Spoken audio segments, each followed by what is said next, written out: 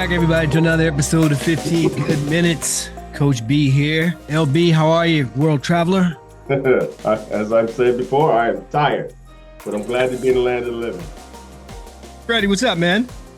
Trying to make it through the day. Just trying to make it through the day. It's only a couple more hours left in this day. No, but you make it through the day today, which is always a great thing. But then what happens tomorrow, and the day after, and so on and so forth. So it's just more so a continuation of turmoil. We don't have Mr. Wonderfully Excellent today. I think he is in. I saw him online earlier. I want to say Charleston, South Carolina this week, Pearl Harbor next week, and maybe Taiwan or somewhere. He said he wanted to play golf from right, Hawaii. yeah, the golf thing, yeah, something after that. So we're gonna rock and roll without him. Got a real easy one today. I call it the pivot, and not like the podcast is called the pivot with what's Ryan's last name, Freddie Clark.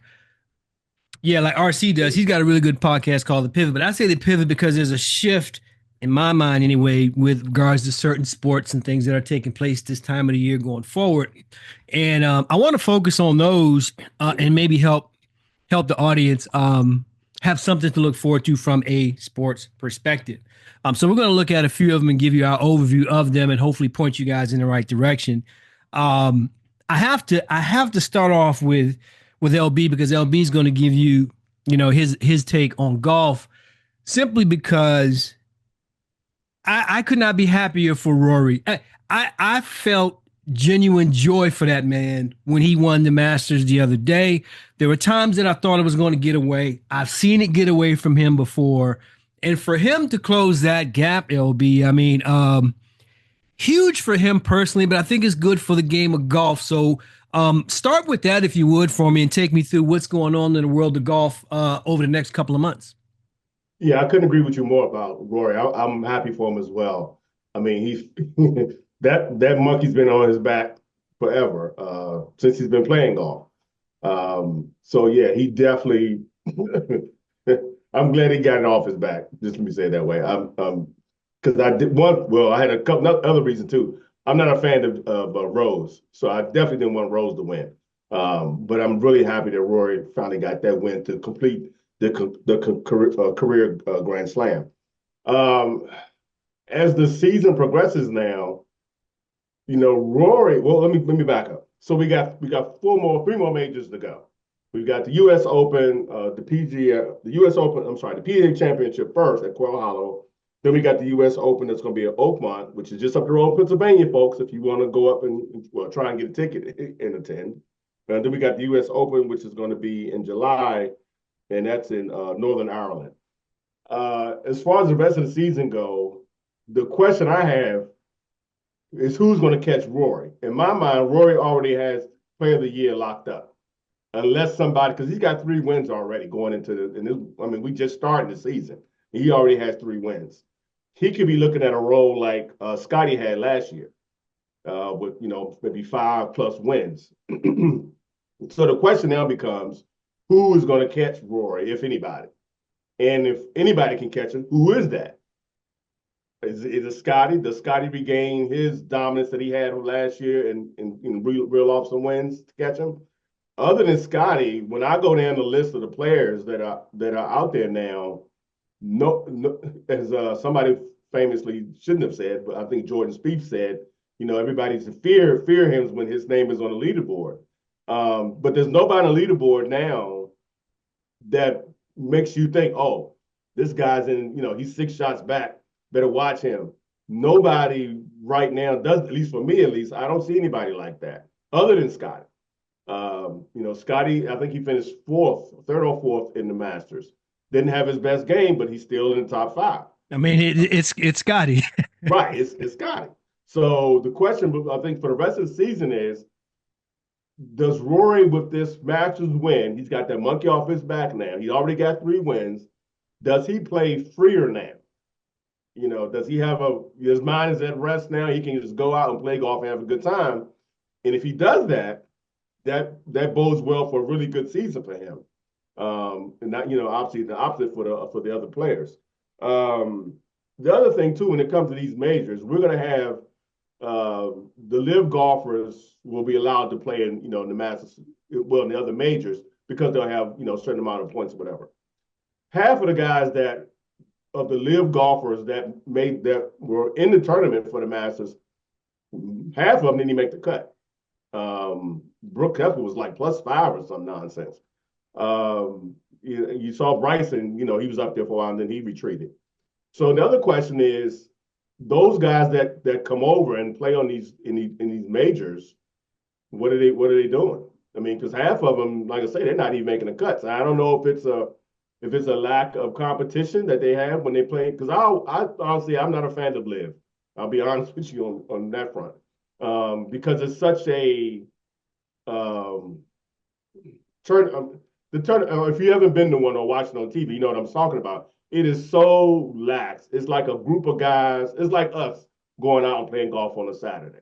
We're laughing, having a good time. The music is blasting. All this stuff is going on. To me, it's not. This is not. In my opinion, it's not serious golf. So I don't know if it's the lack of that when they come to a major and are expected to perform like they used to. If it's out of their system or they're just not used to it anymore, I don't know what it is.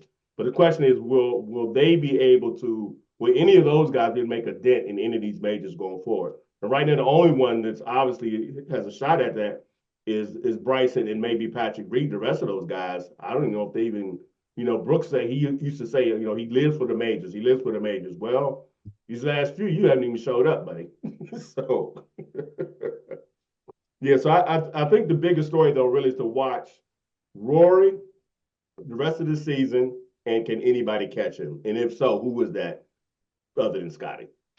Yeah, and I'll say this because I was going to ask you that what you thought the impact was of the live guys that participated, and I would say I thought Saturday the finish that Bryson had was legit, and I'm thinking, oh damn, that Right. putt, was legit, and you know how he likes to get people fired up, and I watched an interview after that though, and I'm telling you, I mean, the interview was with McIlroy, and he's like, I'm focused on me.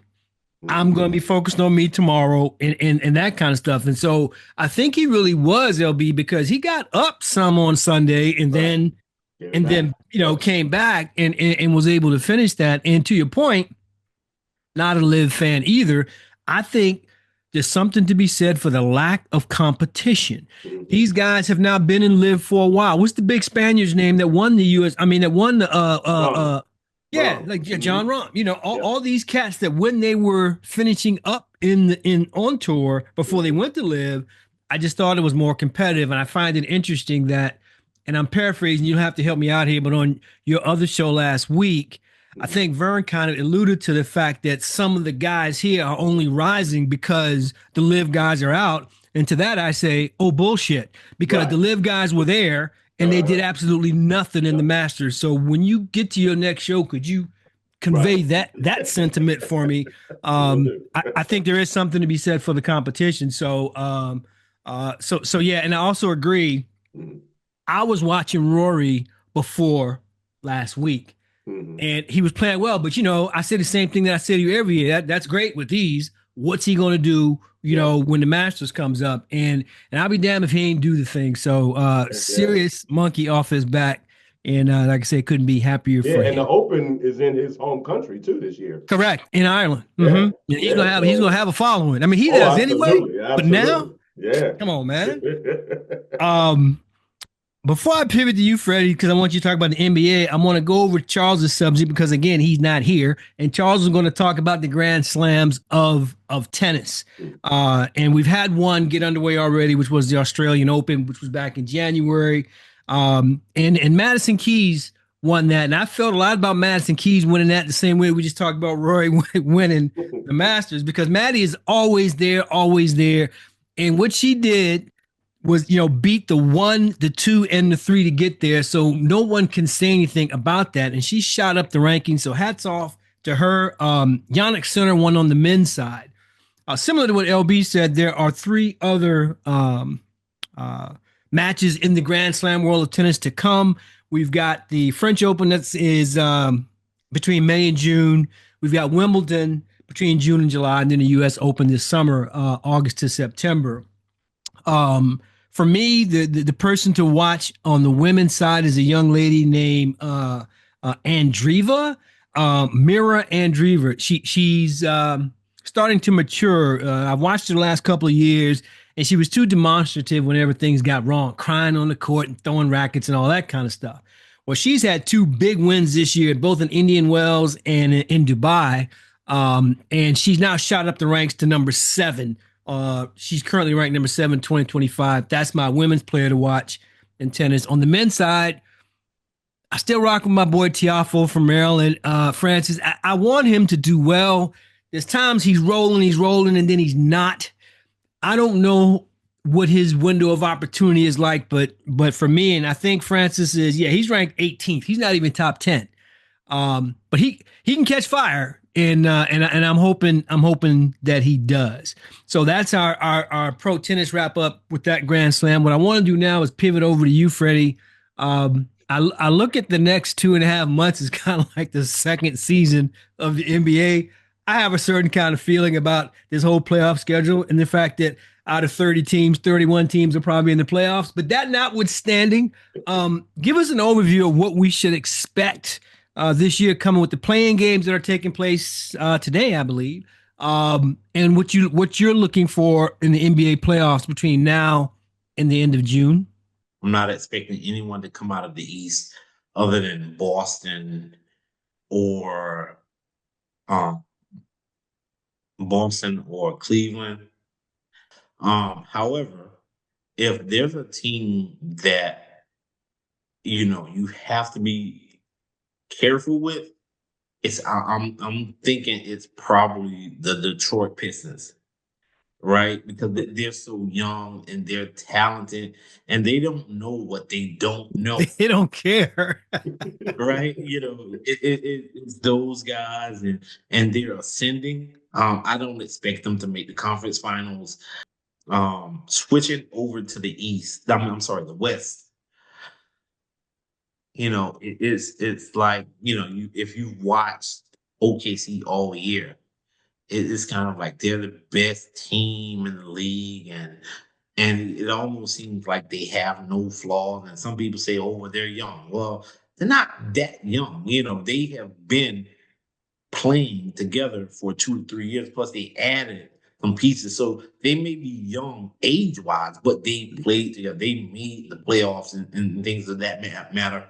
But the series and the team that I'm most looking forward to is actually LA and Denver, right? I don't know. I meant to text you on Sunday, Rusty. That Golden State, Clippers game, that was playoff atmosphere right there. And neither one of them wanted to be in the playing game. But when you see Kawhi actually looks healthy. James Harden, he looks good. And then when you look at the matchup that they have against Denver, you have Zubac who can guard Jokic. He's not going if he doesn't get in foul trouble. Yeah. If he doesn't get, Yeah. he can I like guard him. But when you look at the matchup, it's a very good matchup. It's a very intriguing matchup. I think the key to that series will probably be who will take Aaron Gordon because, Jokic is Jokic. Murray is going to do whatever. But the guy that has been killing people the last 2 or 3 years has been Aaron Gordon. And no one has had an answer to that. And I don't know if, outside of Kawhi Leonard, I don't know if the Clippers have an answer for that. So that's going to be, very intriguing. Last one I want to talk about briefly is Major League Baseball, but they just got underway. Great time of the year. I've already consumed dozens of games since the season has started. The one thing I'll caution everybody when it comes to baseball is it seems to me that whoever starts off hot just doesn't finish that way. It's a long, long season. We were talking last year, LB, about the Philadelphia Phillies, how they were on fire, and they just couldn't sustain it when we got to October and November. And there's a lot of teams that are on fire right now. So I can tell you in the AL East, I'll give you the top two teams. Again, it's early. Yankees and the Blue Jays, the AL Central, Tigers and the Guardians in the AL West. The LA Angels and the Rangers. And I highlight the Angels because they've been in the basement for a long, long time, similar to the Washington Nationals. So for them to get out to such a good start, it's kind of like Freddie was saying with Kawhi. In this case, the other LA team has got a guy named Mike Trout who just can't stay healthy ever. He's on fire right now. But again, it's only April, and I wish nothing but good health to him. But that team goes as Mike goes. On the National League side, in the East, the Mets and the Phillies, Central, the Cards and the Cubs, and out West, the Padres, San Diego's on fire. They got the best record in baseball right now at 14-3. And then there's a virtual tie between the Giants and the Dodgers. And just so you understand how strong the NL West is, the third place team in the National League West has a better record than every other division in baseball, whether national or American. Wow. That's how tight it is. And it's a shame one of these three teams is going to be in a wild card team with 100 wins simply because they play in the most, competitive division. Worst record right now, Colorado Rockies, 3-13. I watched them yesterday. Finally break a record. They had gone 34 innings without scoring a run, but they did get on the board even when they lost yesterday. So that's over 3.5 games, right? So without even scoring, I'm not saying winning because obviously you can't win if you don't score without plating a run. So that's what we're talking about in baseball. Lots to watch. We'll keep you posted on that as we go along. And it's those four areas that I wanted to kind of focus on now. You got playoffs coming in the NBA. You've got some really good golf coming up with their Grand Slam as well as in the tennis world. And we'll be talking about baseball between now and November. So that's kind of all we had today was talking about the pivot in some big time sports, something to give everybody something to look forward to this spring and this summer. So before we check out, let me see if the boys have something to say today. I'm going to start with you, Freddie. You got anything to say today, buddy? Carry over from last week. Fellas, we got to clean this stuff up, man. We got to clean this stuff up. Okay, he's got to repeat something to say. LB, you got something to say? No, thank you. I got something to say on the NBA front, and it's more of a question. You guys may have the answer if you do pipe in. This is to the Phoenix Suns. What the hell are you doing? What the hell are you doing, Phoenix? I'm just going to throw out some numbers. You just fired your third coach in 3 years. You have a $367 million roster. After you let Monty Williams go, you brought in Frank Vogel one season. You let Frank go. After that, you brought in Mike Budenholzer, NBA champion coach Mike Budenholzer. You gave him a 5-year, $50 million deal. You let him go this week. What the hell are you doing? You're the same organization that brought in Bradley Beal. I love Brad, but damn, his best days are behind him. He had this huge contract with a no-trade clause. You really thought you had a big three between, bringing him and KD there. What does this have to do with anything? Now, Freddie's going to disagree with me here, and that's fine because he and I have this argument year-round. But I'm of the mindset that your team is as good as your players, right? Every time Freddie wants to fire our beloved, Hubert Davis, I have this conversation with him. My job as a coach, any job as a coach, is to give you the best opportunity to do what you do. So I'm going to give everybody the secret sauce to the NBA, in case you didn't know it. This is what I do. This is what I'm here for. 65% of the plays are pick and roll. The other 35 are pick and pop. That's it. That's your whole damn NBA. I'm either picking and popping and throwing to a three because nobody plays a post-up game anymore, or I'm doing a high pick and roll or a side pick and roll. How well you execute or defend that speaks to your success. So, those three coaches aren't the reason, Phoenix, that you're sorry. You got injury issues. You got old player issues. You got lack of chemistry issues. And I worry about this we must win at all costs thing. LB, they have millions that they're paying these three coaches right now for years to come. Millions and a $367 million payroll. What are we doing, man? What the hell are we doing? I get on the Wizards ownership a lot because they don't value winning, at all. But Phoenix, three coaches in 3 years. Well, two of if them. they need a coach. I'm available. They can Right. probably, Yeah, I'll they take can the probably contract after too. 1 week. I'll be good. Dude, two of the coaches got NBA championship rings, man. So again, that's my. I got something to say. I don't know what the hell Phoenix is doing. If anybody else does, please hit us in the notes. Hit us up. My email address is in the show notes. Write me and tell me because I can't figure it out. That's all we got time for this week. Again, thanks to everybody for taking the time to watch or to listen. We really do appreciate you guys taking the time out of your busy week to listen to, a bunch of old guys wax poetic about things like, restroom floors and sports. Until next week, this is Coach B and the team. We're out.